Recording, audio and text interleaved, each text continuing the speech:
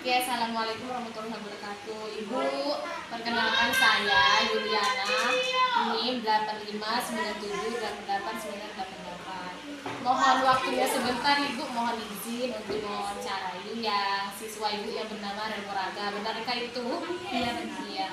Soalnya kalau saya lihat di kelas Ibu ada siswa yang anaknya bernama Remoraga, anaknya berkebutuhan khusus. Iya, kurang lebih seperti itu. Boleh Ibu perkenalkan diri dulu? Baiklah, tadi jawab salam dari Ibu tadi. Waalaikumsalam. Perkenalkan, nama saya Wani Hastita, wali kelas dari kelas 2B, ya wali kelas Remoraga. Iya. Kalau bisa sedikit sharing ya Bu ya? Ya boleh Oh, banget. boleh. Tanya-tanya kita apa itu bagaimana cara Ibu mengajar Remoraga ini di dalam kelas, sedangkan dari berapa siswa dalam kelas Ibu? 17 siswa. 17 siswa dan satunya yaitu Remoraga itu ada yang siswa berkebutuhan khusus. Bagaimana Ibu menanggapinya? Alhamdulillah sejauh ini tidak terlalu ada masalah yang begitu signifikan karena saya sendiri belajar untuk bagaimana caranya agar anak itu bisa disamakan dengan mahasiswa yang lain atau siswa yang lain.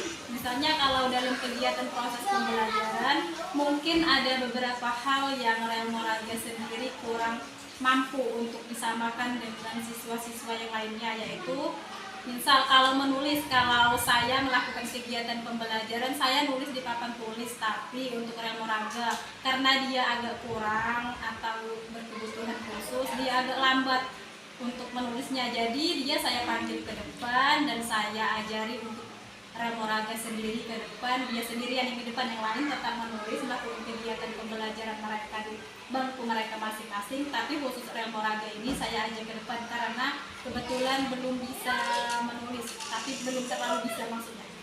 Oh. Terus bagaimana cara media Ibu mengajar siswa berkebutuhan khusus seperti Remoraga?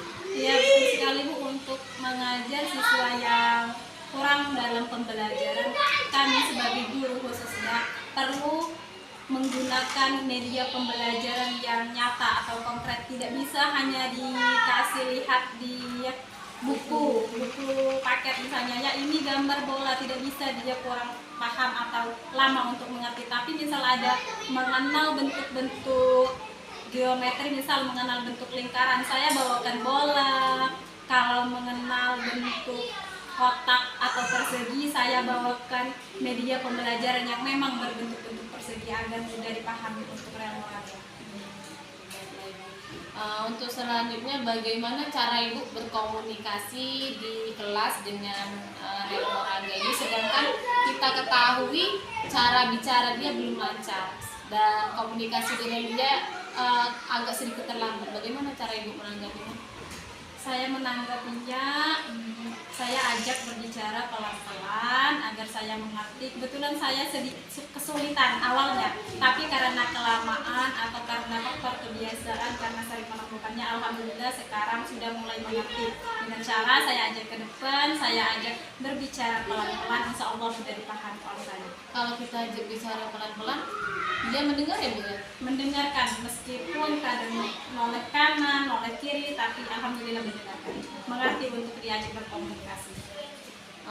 Selanjutnya bagaimana cara Ibu umpan balik untuk kepada siswa Remoraga, umpan balik dalam belajar agar dia sedikit memahami atau bisa bertanya, bagaimana cara Ibu menanggapinya? Umpan balik yang pernah saya lakukan, misal dalam proses pembelajaran tadi kami menggunakan bola dalam kegiatan pembelajaran, saya mengajak Remoraga ke depan untuk mengetahui sejauh mana kemampuannya sudah berkembang. Saya ambil bolanya, saya tanya Remoraga, ini bola bentuknya apa?